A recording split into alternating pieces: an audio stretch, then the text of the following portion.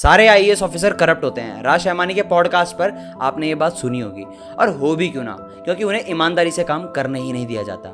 दिव्या मित्तल भी एक ऐसी आईएएस ऑफिसर है जिन्हें साल 2022 में मिर्जापुर के लहुरिया गांव में डीएम अपॉइंट किया जाता है। इस गांव में लोग 75 सालों से पानी के लिए तरस गए थे। उन्हें पानी लेने के लिए कई किलोमीटर दूर झरने पर जाना पड़ता था, या फिर अपना पैसा लगाकर प्राइवेट टैंकर्स को बुलाना पड़ता था, जिसमें उनकी सारी कमाई चले जाती थी। पहाड़ियों के बीच में होने की वजह से गांव की टेरेन काफी ज्यादा डिफिकल्ट थी।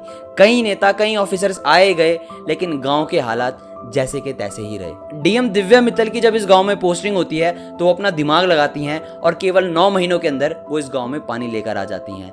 गांव वाले खुशी से झूम उठते हैं और दिव्या मित्तल का धन्यवाद करते हैं। गांव में पानी पहली बार आता है तो गांव वाले दिव्या मित्तल जी के साथ जल पूजन करते हैं, लेकिन तभी 2 दिन बाद उनका ट्रांसफर ऑर्डर आ जाता है। गांव का लोकल नेता पानी की सप्लाई को कट कर देता है। दिव्या मित्तल जी की गलती इतनी थी कि उन्होंने जल पूजन के टाइम पर वहां के लोकल नेता को इनवाइट नहीं किया।